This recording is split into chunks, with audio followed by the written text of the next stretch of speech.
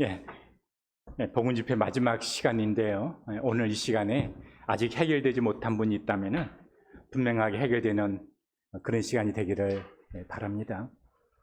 몇 년 전에 그 광운대 다니는 그 여학생이 있었는데 오래 전부터 복음을 들어서 그 묵동교회에 출석했던 여학생은 아니고요. 이제 다른 경기도 지역의 다른 모임에 그 구도자로서 계속 참석하고 있었던 이 학생인데 광운대에 다녔었거든요. 근데 숙소가 바로 묵동 예배당 바로 앞에 있어서 저녁 집회 때 이제 그 묵동교회로 참석을 했었거든요.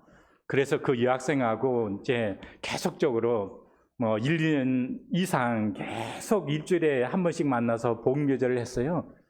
근데 이분은 전도 집회를 얼마나 많이 참석을 하고 강사님, 그 유명한 강사님들하고 다 교제를 했었기 때문에 너무 잘 알고 있어요. 근데 문제는 믿어지지 않는다는 거예요. 다 알고 있는데 자기는 마음 가운데 이렇게 이루어지지 않는다는 거예요.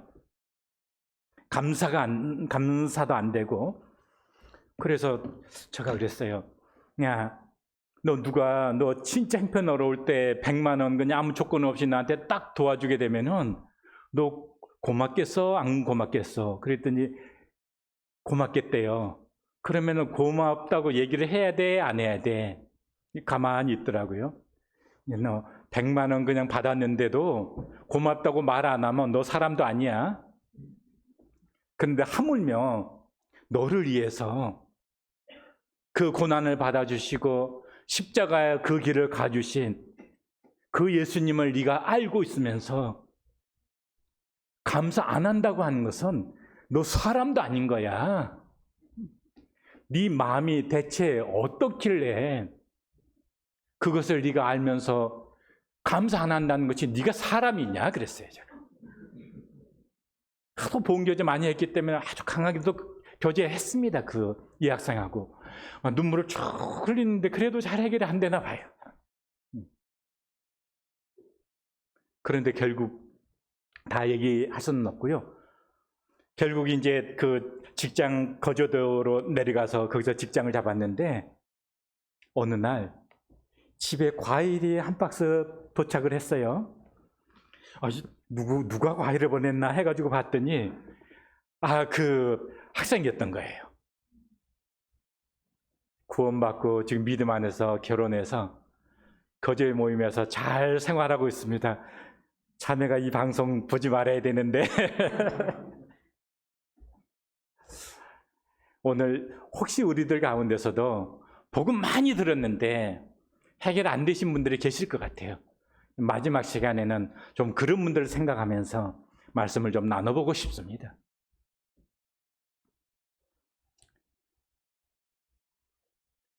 우리가 믿는다라고 할 때 믿으면 구원받는다고 하는데 그 믿는다라고 하는 말을 오해하는 경우가 있어요. 로마서 4장 찾습니다.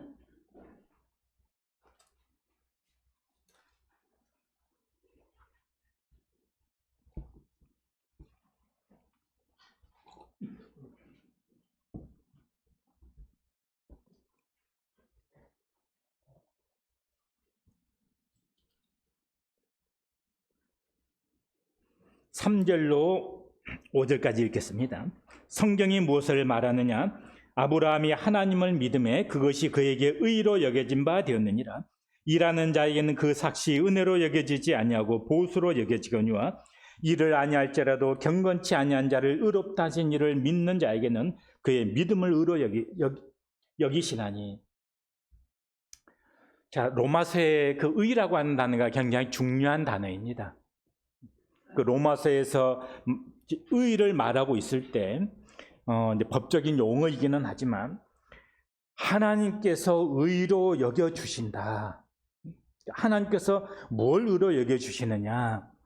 아브라함의 행위를 근거로 해서 의로 여겨주셨던 것이 아니고 아브라함이 하나님을 믿음에 그 믿는 것을 의로 여겨주셨다 그 말이에요. 그럼 이 얘기가 어디에 나오죠? 창세기 15장에 나옵니다. 같이 찾아보겠습니다. 창세기 15장.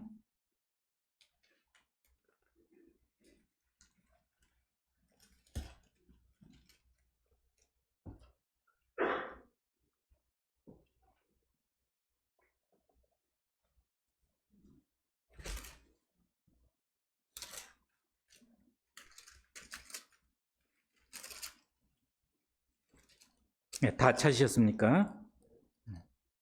1절부터 그냥 눈으로만 이렇게 어떤 내용인지 이렇게 쭉 보시고 6절 보시겠습니다. 아브라함이 여호와를 믿으니 여호와께서 이를 그의 의로 여기시고, 이 배경을 보시게 되면 아브라함은 이제 나이가 많도록 자녀가 없었어요. 그래서 이제 내 상속자는 그 아브라함에게서 난 자녀가 없으니까 그 집에 이제 종에게 종에게 상속이 되겠다라고 생각을 하고 있었습니다. 근데 하나님께서 아니다. 내 상속자는 내 종이 아니고 내 몸에서 날 자가 내 상속자가 될 거다. 그런데 이때 아브라함은 나이가 많아서 자녀를 출산할 수 없는 나이였습니다. 더군다나 아브라함의 아내 사라는 이미 경수가 다 끊어졌기 때문에 도저히 아기를 가질 수 없는 그런 상황이었어요. 그러니까 인간적으로는 아이를 가질 수가 없습니다. 그런데 상속자가 종이 아니고 네 몸에서 난 그 아들이 상속자가 될 것이다. 하나님께서 그렇게 말씀하셨거든요. 근데 아브라함이 그 하나님을 믿었다고 하는 거예요. 하나님 편에서 보실 때 뭘 의로 보시느냐? 아브라함이 믿는 그 믿음을 의로 여겨 주셨다고 하는 거예요. 행위가 아니고 하나님을 믿는 그 믿음을 의로 여겨 주신 거예요. 우리가 의로 여김을 받는다고 하게 되어질 때 절대 우리의 행위의 근거가 아닙니다. 우리가 하나님을 믿을 때 그 믿음을 하나님은 의로 여겨 주세요. 그런데 여기에서 이제 믿을 때 여기 아브라함이 누구를 믿었어요? 여호와를 믿었죠. 자, 아브라함이 자기 자신을 믿었습니까? 자기의 생각을 믿었나요? 아니죠. 아브라함이 하나님을 믿었어요. 여호와를 믿었어요. 그러면 내가 누군가를, 제가 여기 허영재님을 믿는다라고 할 때 내가 평소 때 다른 사람한테 좀 사기도 치고 거짓말도 좀 했어요. 그렇다고 해서 내가 허영재님을 못 믿고 그러지는 않잖아요. 나는 거짓말도 하고 그러지만은 허영재님은 사기치고 거짓말할 분이 아니시니까. 그러니까 내가 믿는 것은 나의 신실함을 믿는 것이 아니고, 나는 허영재님을 믿으면은 내 마음이 절대 변하지 않을 거야. 그런 내 마음 믿는 게 아니에요. 내 마음 믿는 게 아니고, 허영재님은 절대 거짓말을 안 하시고, 약속한 거 절대 어기지 않으시고, 또 어떤 능력이 있어서 죽은 자를 살릴 수 있는 분이시고, 예를 들자면 나를 믿는 게 아니에요. 믿음의 대상의 신실함을 믿는 거예요. 여기까지 이해되셨죠? 근데 사람들은 믿는다라고 그럴 때 왜 자꾸 자기 자신에게서 어떤 근거를 찾으려고 그래요? 나는 이게 흔들릴 수 있으니까, 나에게 믿은 느낌이 없으니까. 그런 것이 아니라는 거예요. 믿음은 그런 것이 아니에요. 여호와를 믿었잖아요. 하나님을 믿었잖아요. 그 하나님이 믿을 만한 분이신가? 정말 참인가? 그 말씀은 참인가? 거기에 달려 있는 거예요. 어떤 분은 그러더라고요. 나 예수님을 믿고 싶어도 안 된다는 거예요. 왜 안 됩니까? 아니, 어떻게 무리를 걸어가십니까? 어떻게 보리떡 5개와 물고기 몇 마리죠? 2마리로 그 5,000명을 먹이고 12광지를 어떻게 거둡니까? 어떻게 물로 포도주를 만듭니까? 못 믿겠다는 거예요. 믿어지세요? 네. 나는 그러니까 믿는다고 그랬어요. 예수님이 무리를 걸어가시다가 빠져 죽었으면 나는 그런 예수님에게 어떻게 내 인생을 부탁을 해요? 어떻게 맡겨요? 그래서 나는 예수님 무리로 걸어가셨으니까 믿는다고 그랬어요. 어떻게 죽은 자를 살립니까? 그러니까 내가 믿죠. 사람들은요, 하나님이 자기와 똑같은 줄로 알아. 개미가 이 10층짜리 건물을 보면서 야, 저게 사람이 지었대. 야, 너 믿어지냐? 개미는 자기 수준에서 안 믿어지는 거죠. 그렇지만 사람은요, 10층이 문제가 아니고 100층도 사람은 지을 수 있잖아요. 자기 기준에서 왜 생각을 하느냐 하는 거예요. 믿음은 나를 믿는 게 아니에요. 믿음의 대상이 믿을 만한 분인가에 달려 있다는 거예요. 이해되셨죠? 우크라이나 전쟁이 시작이 되고서 지금 러시아가 우크라이나를 침공을 했대. 세 사람이 저한테 이거 그냥 예시입니다. 실제 아니고 가정입니다. 세 사람이 저한테 얘기를 했는데 첫 번째 사람, 이 사람은 맨날 나한테 와서 사기치는 사람이라 농담하고. 자, 사실을 이야기를 했는데 내가 그 말 믿겠어요, 안 믿겠어요? 안 믿죠. 두 번째 사람, 사기치고 그런 사람은 아닌데 가끔씩 농담도 하고 실없는 소리도 가끔씩 하는 그런 친구예요. 그 친구의 말은요, 예, 야, 너 진짜 맞아? 하고 확인되기까지는 뭔가 좀 껄쩍지근하잖아요. 세 번째 사람, 이 친구는 농담도 안 하고 한 번도 나한테 거짓말한 적도 없고, 이 친구는 그냥 딱 말하면은 말한 그대로 그냥 딱 지키는 친구예요. 그 친구의 말은요, 믿죠. 그래서 우리가 어떤 것을 우리가 믿을 때에 내가 그것을 받아들일 수 있느냐 못 받아들이냐라고 하는 것은요, 사실로 받아들일 수 있느냐 못 받아들이냐 하는 것은 말하는 사람의 신실성에 달려 있는 거예요. 하나님께서, 예수님께서 우리에게 거짓말 하신 적이 있으신가요? 예수님께서 우신 적은 있어도 농담하신 적은 없습니다. 저는 가끔씩 농담도 합니다. 저 말은 100% 믿으시면 안 돼요. 가끔 농담하는 사람이니까. 그런데 예수님은 농담하신 적 없으시잖아요. 심판대 앞에 딱 섰는데 너 지옥 가야 돼. 아니, 예수님 그때 분명히 나의 죄를 영원히 대속했다고 말씀하지 않습니까? 그때 내가 잘못 알고 얘기했어. 그렇게 되는 건 아니잖아요. 그렇기 때문에 하나님께서 하신 말씀은 그대로 이루어지는 거예요. 아브라함이 믿었던 것은요, 자기 자신 믿었던 거 아니에요. 하나님께서 그렇게 말씀하시니까 자기 이해 속에 들어오는 게 아니에요. 어떻게 내 나이가 이 나이고 내 아내는 경수가 다 끊어졌는데 어떻게 아기를 낳아요? 이거 자기 이해 속에 들어오는 게 아니에요.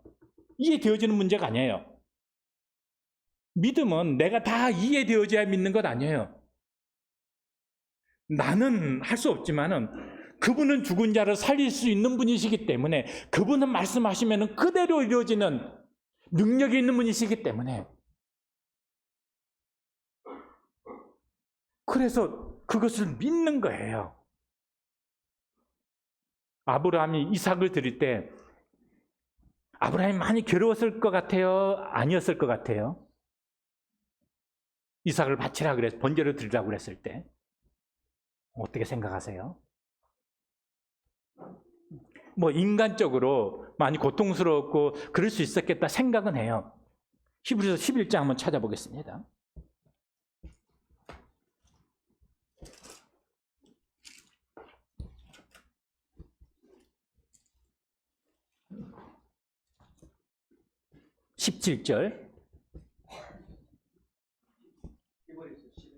히브리서 11장 17절입니다. 365페이지 신약성경.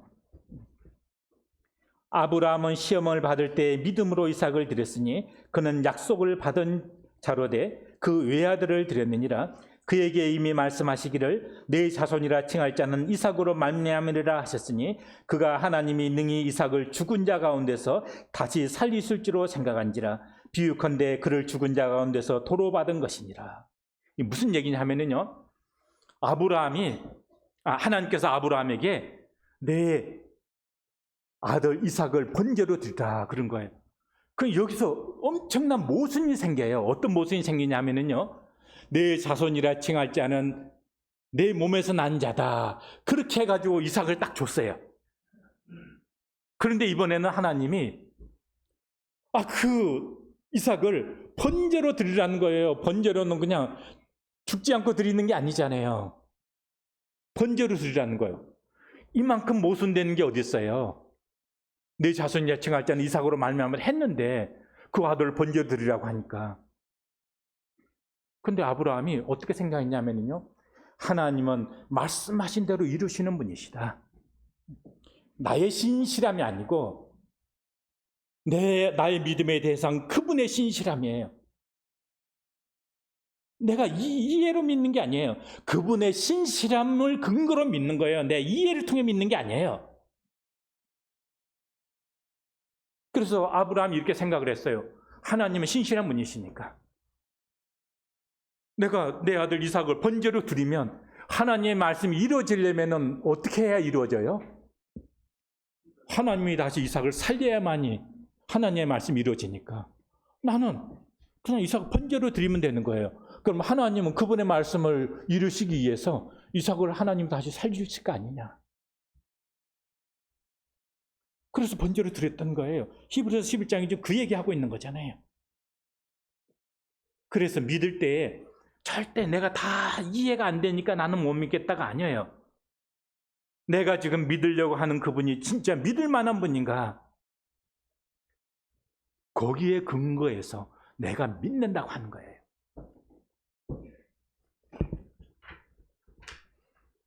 찾지 않겠습니다. 민수기 23장 19절 보시게 되면요, 하나님은 사람이 아니시니 거짓말을 하지 않으시고 인생이 아니시니 후회가 없으시도다. 어찌 그 말씀하신 바를 행하지 않으시며 하신 말씀을 실행하지 않으시랴. 메모만 하시기 바랍니다. 민수기 23장 19절 말씀입니다.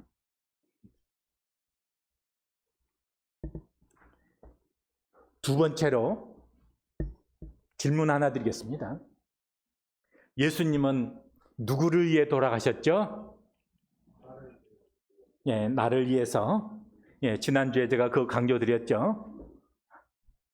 제가 모순되는 이야기를 할 겁니다. 이 시간에는요, 예수님은요, 나를 위해 돌아가신 것이 아니에요.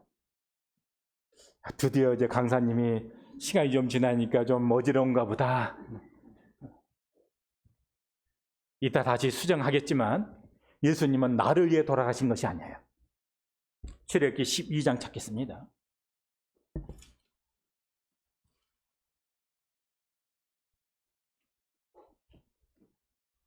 12장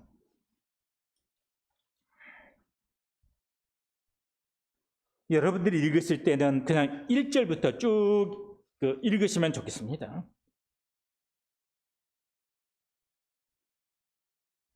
그냥 제가 빠른 속도로 좀 읽어볼게요. 여호와께서 애굽 땅에서 모세와 아론에게 일러 말씀하시되 이 달을 너희에게 달의 시작 곧 해 첫 달이 되게 하고 너희는 이스라엘 온 회중에게 말하여 이르라. 이 달 열흘에 너희 각자가 어린 양을 취할지니 각 가족들의 그 식구를 위하여 어린 양을 취하되 그 어린 양에 대하여 식구가 너무 적으면 그 집의 이웃과 함께 사람 수를 따라서 하나를 취하며 각 사람이 먹을 수 있는 분량에 따라서 너희 어린 양을 계산할 것이며 너희 어린 양은 흠없고 일련된 수컷으로 하되 양이나 염소 중에서 취하고 이달 열 나흘까지 간직하였다가 해질 때에 이스라엘 회중이 그 양을 잡고 그 피를 양을 먹을 집 좌우 문설주와 임망에 바르고 그 밤에 그 고기를 불에 구워 무교금과 쓴 나물과 아울러 먹되 날것으로 나물에 삶아서나 먹지 말고 머리와 다리와 내장을 다 불에 구워 먹고 아침까지 남겨두지 말며 아침까지 남은 것은 곧 불사르라. 너희는 그것을 이렇게 먹을지니 허리에 띠를 띠고 발에 신을 신고 손에 지팡이를 잡고 급히 먹으라.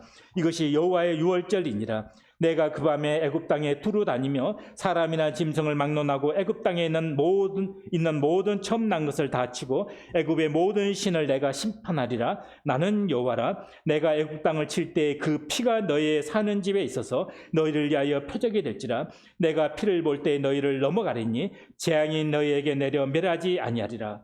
너희는 이 날을 기념하여 여호와의 절기를 삼아 영원한 규례로 대대에 지킬지니라. 이걸 유월절이라고 이야기를 합니다.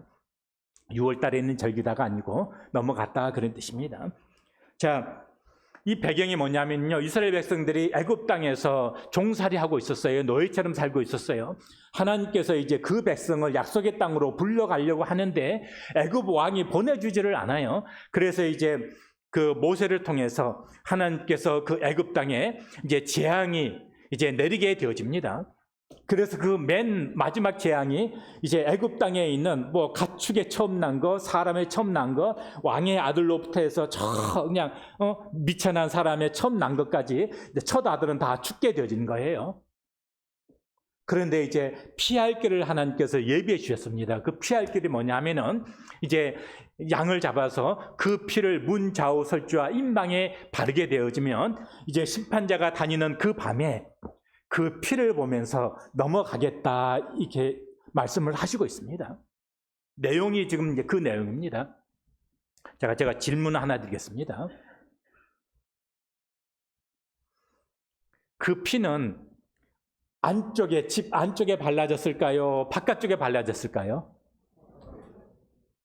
그럼 그 피는 그 집 안에 있는 사람 보기 위해서 발라졌을까요? 아니면은요, 누구 보라고 발라져 있는 거죠? 예, 심판자가 보라고 발라져 있는 거예요. 그럼 심판자가 심판하러 딱 그 집에 왔는데 보니까 피가 딱 발라져 있거든요. 그게 뭘 뜻하는 거죠? 이 집은 이미 심판이 끝나 있구나. 이 집은 이미 심판이 끝났구나. 그러니까 더 이상 심판할 필요가 없습니다. 왜? 심판이 끝나 있으니까. 그래서 넘어가는 건, 지나가는 것입니다. 그것이 유월절이에요. 심판자가 뭘 보고 넘어갔다고 그랬어요? 피를 보고 넘어갔습니다. 그 안에 살고 있는 사람들의 마음을 보고 넘어가는 것 아니에요. 착각하시면 안 됩니다.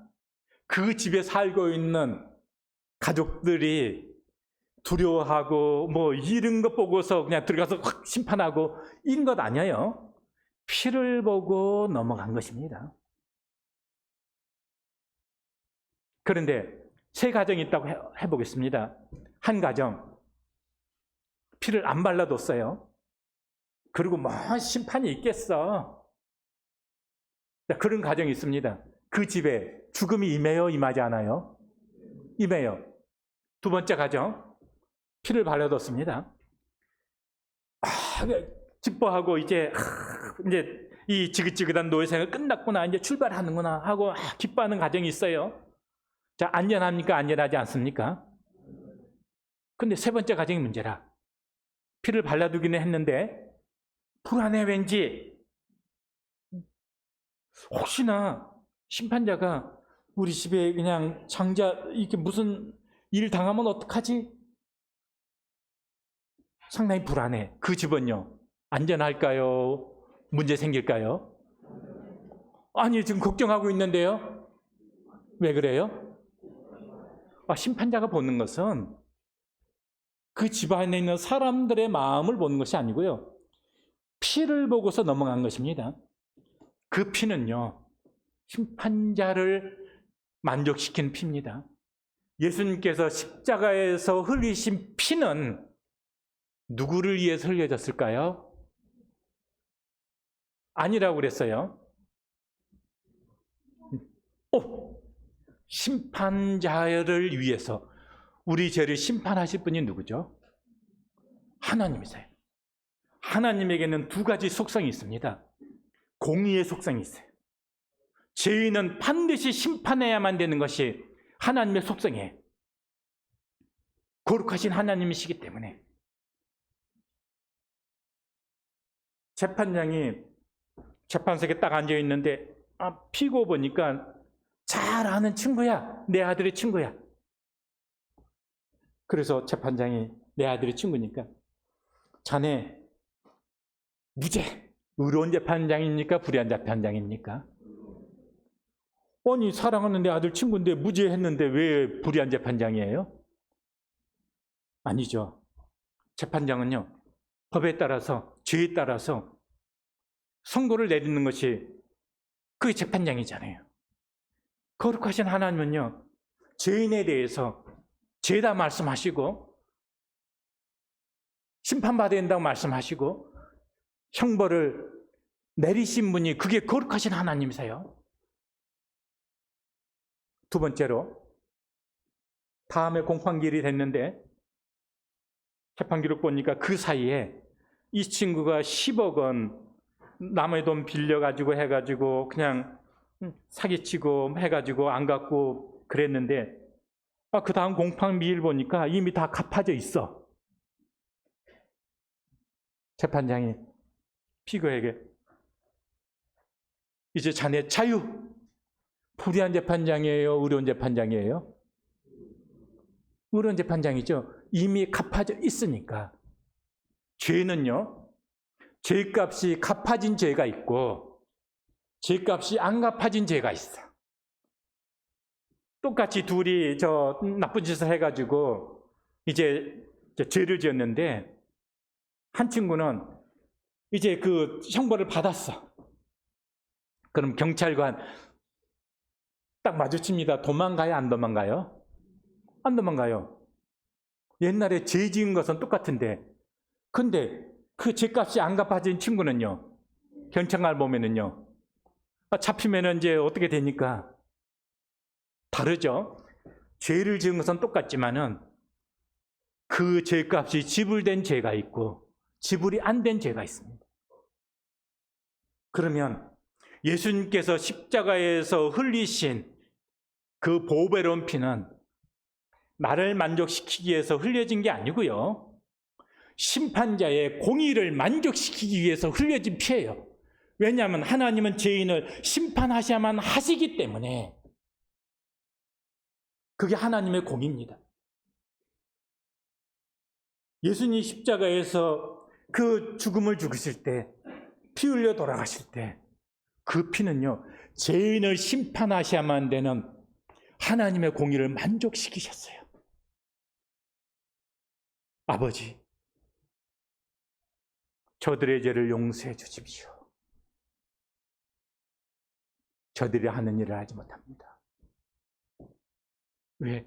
저들의 죄를 내가 지금 다 담당하고 지금 그 심판 자리에 서 있는 거잖아요. 그 벌을 지금 받고 있는 거, 죽음이라고 하는 그 벌을 받고 있는 거잖아요. 그 아들의 죄값으로 그 아들의 죽음을 보시는 아버지의 마음 가운데서 그 고통 가운데 죽어가는 그 아들의 그 고통을 바라보면서 아버지의 마음 가운데 죄인을 향한, 정말 죄인은 심판받아야 된다고 하는 아버지의 마음의 공의가 만족됐을까요? 안 됐을까요? 내 맘 말고요, 내 맘 믿는 거 아니에요. 하나님 마음이 어떻겠느냐 하는 거예요. 내가 누구한테 죄를 지었어요? 폭행을 했어요? 내 감옥에 갑니까? 안 갑니까? 여기서는 답변할 수가 없어요. 제가 이제 이게 죄를 짓다고 해봐요.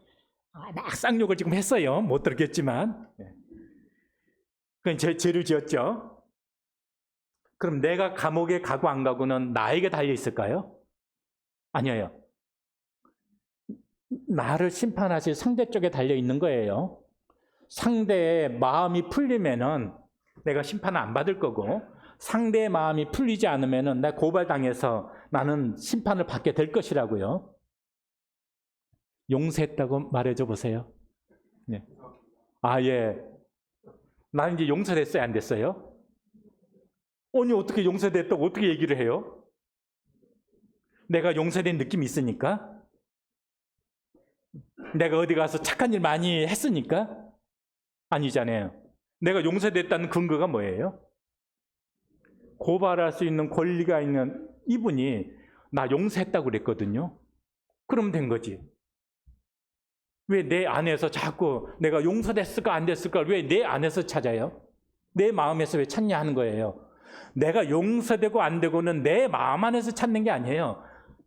말하는 사람의 그 말에 달려있는 거예요. 근데 말하는 사람이 용서했다 놓고서 뒤끝이 있어가지고 나중에 뒤통수 치면 곤란하잖아요. 사람은 그럴 수 있어요. 하나님은 그러지 않으세요. 용서했다 하면 용서한 거예요. 그래서 내 죄가 용서된 것은 내 마음에 달려있는 게 아니에요.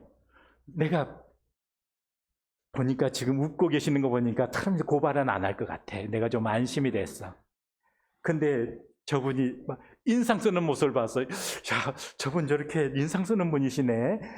아, 나 잘못하면 나 고발 당하겠네. 내가 그렇게 안심하든지 안 하든지 내가 고발당하고 안다고는 전혀 내 느낌하고는 전혀 상관이 없는 거예요. 내가 어떻게 생각하고 믿는 거하고 전혀 상관이 없는 거예요. 전적으로 이쪽 분의 신실함에 달려 있는 거예요.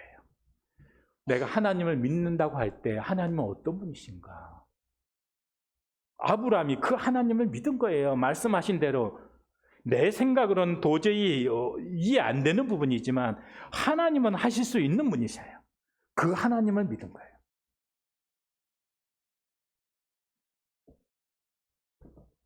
출애굽기 12장 저희들이 6월절 봤습니다. 하나님은 나를 보시고서가 아니에요. 예수 그리스도께서 십자가에 흘리신 그 피를 보시고 죄인을 심판하셔야만 되는 하나님의 공의의 속성이 이미 하나님 안에서 만족이 되신 거예요. 그러니까 하나님은 더 이상 우리를 심판하지 않으셔도 돼요. 저분의 마음이 풀려야지 왜 내 마음이 풀리는 거예요? 내가 저분에게 죄를 지었는데. 저쪽 분의 마음이 풀렸으면 되는 거잖아요. 누가복음 23장 찾아보겠습니다. 39절입니다.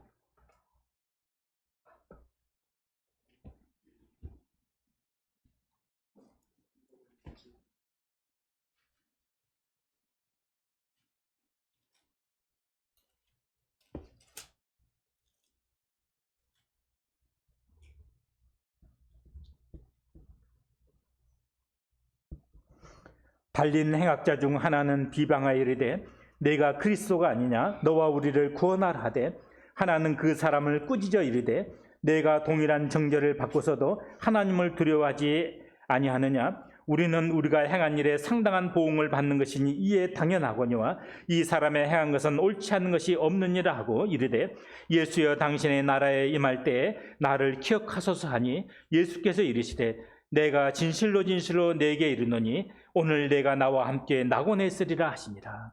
예수님께서 십자가에서 돌아가실 때 예수님 혼자만 십자가에 못 박은 것이 아니고 예수님 양편에 두 강도가 함께 지금 십자가에서 함께 지금 형벌을 받고 있습니다. 그런데 처음에는 두 강도가 다 예수님을 비난하다가 나중에 한쪽 강도가 가만히 생각해 보니까 아 그래 우리는 우리가 이렇게 죄 짓고 살았으니까 이렇게 죽는 것 당연하지만은 아니 이 예수님은 그런 죄인이 아니지 않냐. 우리처럼 그렇게 죽어야 될 분이 아니지 않냐. 그리고 가만 생각하니까 아, 이 예수님이야말로 정말 그리스도이시구나. 죄인을 구원하러 이 땅에 오신 그리스도이시구나 하는 것이 마음에 그 생각이 들었습니다. 그래서 예수님에게 예수님 당신의 나라에 임할 때 나를 기억해 주십시오. 그러니까 예수님이 내가 나와 함께 오늘 밤에 나와 함께 낙원에 있으리라 말씀해 주셨거든요. 근데 한 강도는 끝까지 그냥 39절에 보니까 한 강도는 비방했어요. 내가 그리스도가 아니냐? 너와 우리를 구원해봐라.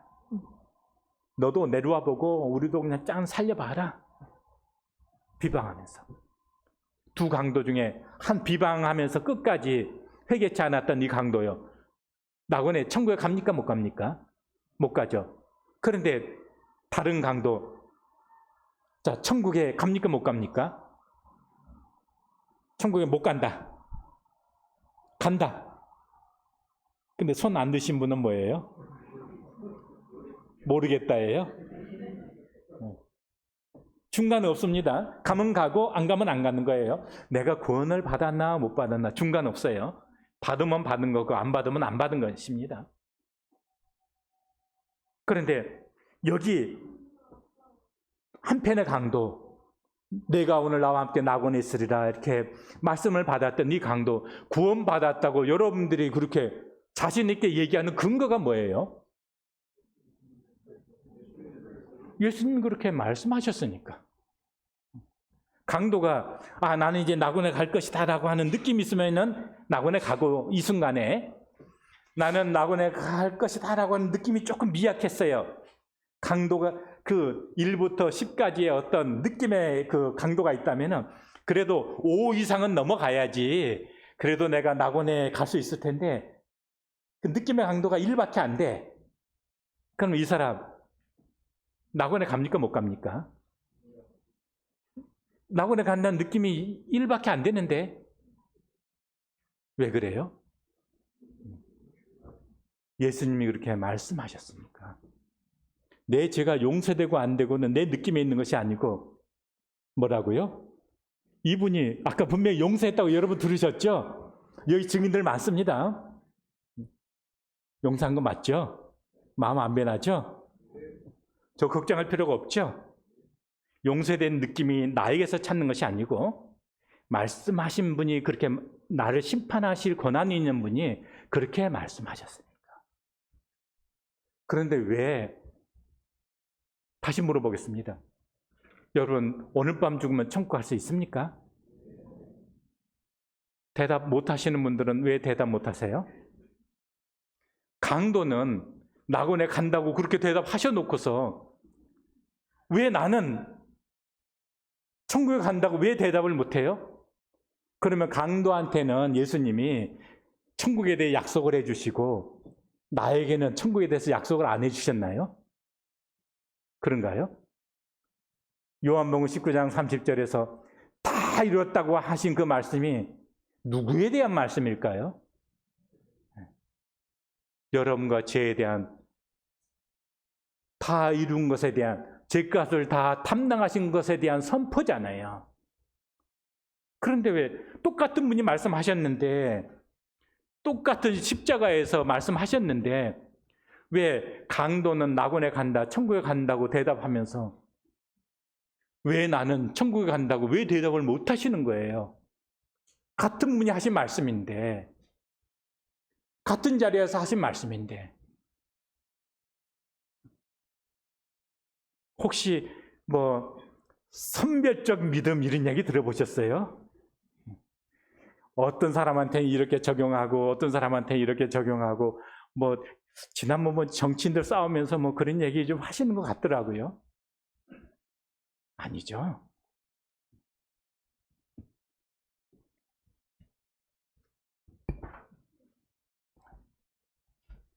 다른 구절을 한 구절 또 찾아보겠습니다. 요한복음 3장입니다.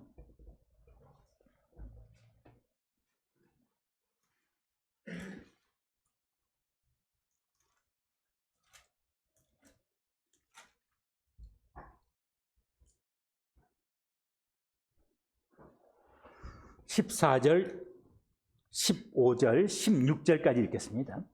모세가 광야에서 뱀을 든 것 같이 인자도 들려야 하리니 이는 그를 믿는 자마다 영생을 얻게 하려 하심이니라.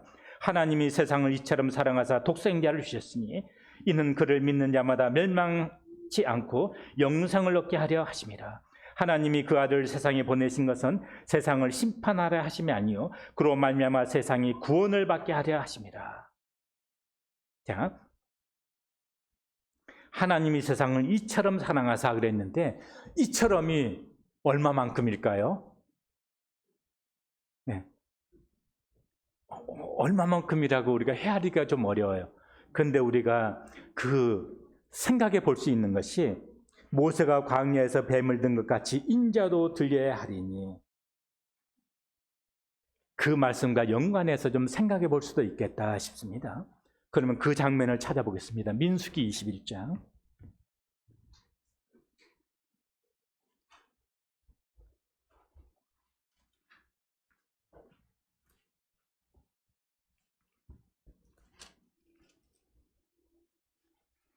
구약성경 230페이지입니다. 민수기 21장 4절부터 읽습니다. 백성이 호르산에서 출발하여 홍해 길을 따라 에돔 땅을 우회하려 하였다가 길로 말미암아 백성의 마음이 상하니라. 백성이 하나님과 모세를 향하여 원망하되 어찌하여 우리를 애굽에서 인도하여 내어 이 광야에서 죽게 하는가?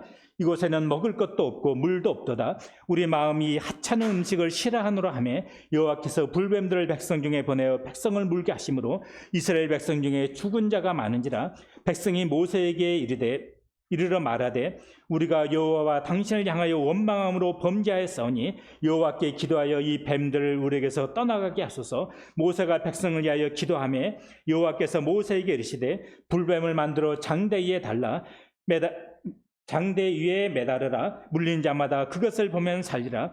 모세가 노뱀을 만들어 장대 위에 다니 뱀에게 물린 자마다 노뱀을 쳐다본 즉 살더라. 지금 그 니고데모에게 지금 예수님이 대화하면서 하신 장면이 지금 민수기 21장의 이 장면입니다.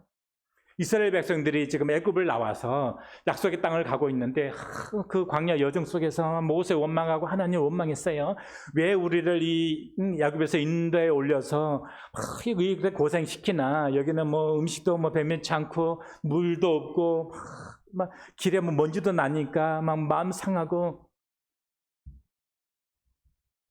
그런데 그때 이제 불뱀이 나타나서 그 이스라엘 백성들을 이제 물기 시작을 합니다. 그래서 뱀에 물려서 이제 사람들이 죽어가는 거예요. 그때서 이제 이 백성들이 잘못했습니다. 모세를 찾아와 가지고 하나님께 기도해 주세요. 그래서 제발 이 뱀들이 좀 물러가도록. 마이크는 물러가면 안 돼. 물러가도록 이렇게 요청을 했습니다. 모세가 하나님께 기도했어요. 하나님께서 모세에게 노수로 그 불뱀을 모습을 노수로 만들어서 장대에 달아라. 그리고 뱀에게 물린 자마다 그것을 쳐다보면은 살 것이다. 자, 이 장면 이제 생각해 보겠습니다. 그래서 모세가 이제 노수로 불뱀을 만들어서 장대에 이렇게 높이 달았습니다. 그리고 이제 사람들에게 외칩니다. 뱀에게 물린 사람들은 장대에 매달린 이 노뱀을 쳐다보십시오. 그러면은 살 것입니다. 하나님께서 그렇게 말씀하셨습니다. 이게 선포를 했습니다. 자, 뱀에게 지금 물려서 막 죽어가는 사람, 이 사람에게 복음은 뭘까요? 복음은요, 야, 살 수 있는 길이 열렸다. 이게 복음이잖아요. 그렇죠? 복음이 이제 막 전파가 됩니다. 그런데 그때 자기 상처만 바라보고 있는 사람 죽을까요? 살까요? 죽죠. 근데 어떤 사람은 살았어요? 바라본 사람은 살았어요. 바라본 사람은 살았어요. 나무에 달리는 것은 저주예요. 저주예요. 심판의 자리예요. 뭘 이야기하냐면요, 모세가 광야에서 뱀을 든 것 같이 인자도 들려야 하리니. 예수님 자신이 바로 죄인으로서 나무에 달린, 그래서 그 죄값을 대속할 그것에 대한 예표입니다. 그런데 이 물리지 않는 사람은요, 물리지 않은 사람은 그냥 상관이 없잖아요. 근데 이미 물린 사람은 그들의 요청대로 뱀이 다 떠나갔어요. 죽을까요? 살까요? 물리지 않은 사람은 살죠. 근데 이미 물린 사람은요, 뱀들 떠나가도 죽는다고요. 죄인이 아닌 사람은 구원자가 없어도 지옥 안 갑니다. 죄인이 아닌 사람은. 근데 이 가운데 내가 죄인이 아니다 한 사람은 어쩔 수 없어요.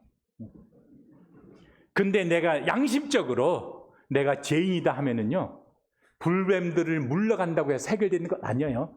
근데 사람은 그 생각을 하는 거예요. 뱀만 물려가면 좀 좋겠다. 아니에요. 사람의 방법과 하나님의 방법 다릅니다. 하나님의 방법은 노뱀을 만들어 장대에 높이 다는 거예요.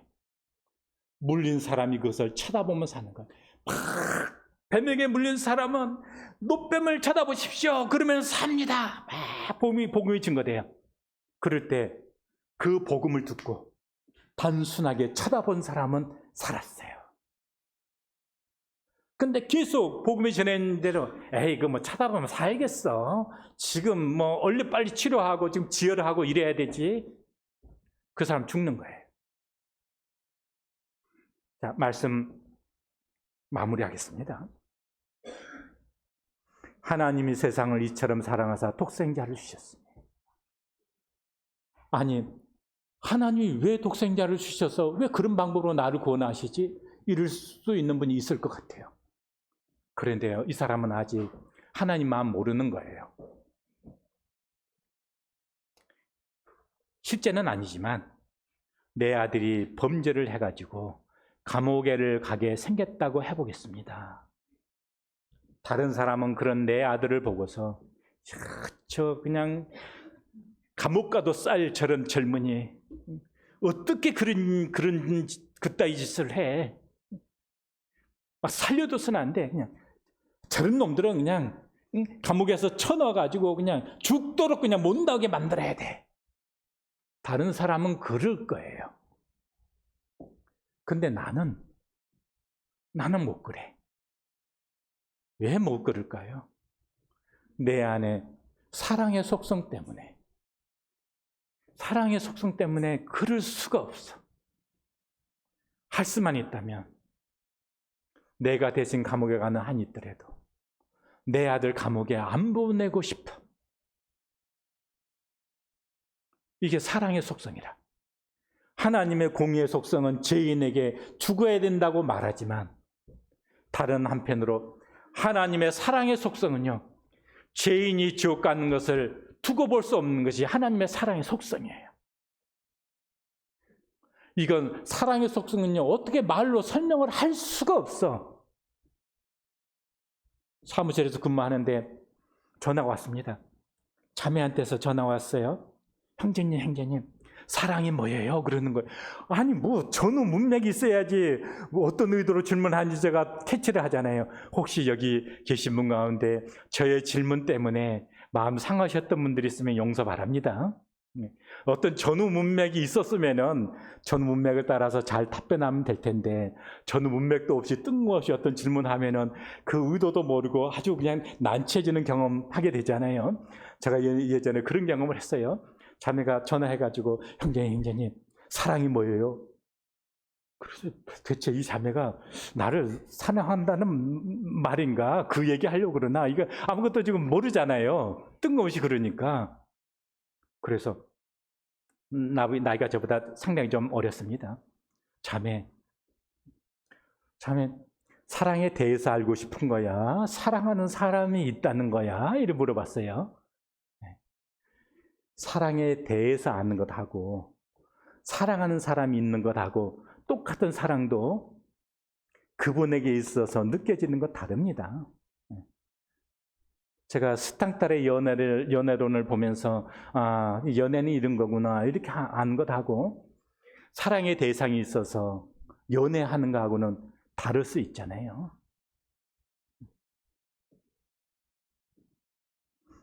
하나님이 우리를 사랑하신 거, 이거 그냥 지식적인 그런 것 말고요. 사랑이라고 하는 것은 진짜 사랑의 대상이 생기게 되면 어떻게 설명할 수는 없어. 근데 그 마음에 사랑이 뭔지를 알아. 상대가 고통받는 것 보게 되어지면은 내가 대신 감당해서라도 그냥 해결해 주고 싶어. 그게 사랑의 속성이에요. 하나님께서 왜 아들을 보내셨을까?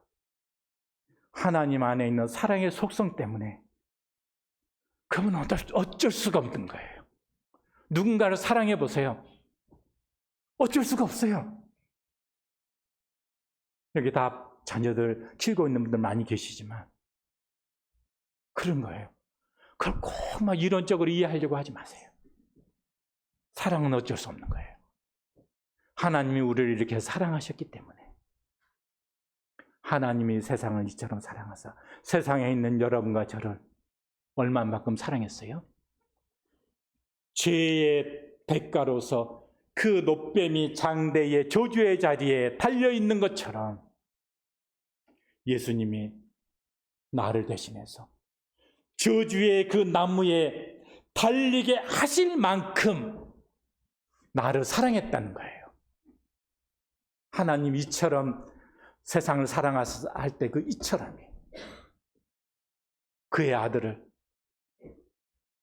죄인의 자리에 세워서 그 죽음의 자리로 보내기까지 나를 사랑하셨다는 거예요. 그를 이론적으로 이해하려고 마세요. 사랑해 보면 압니다.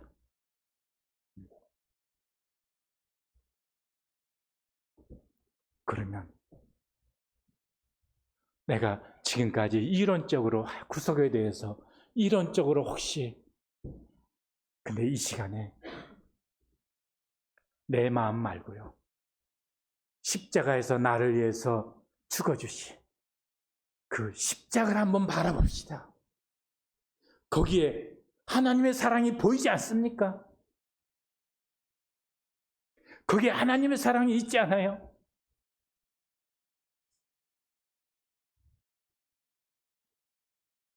이해되고 안 되고를 떠나서 기도하겠습니다.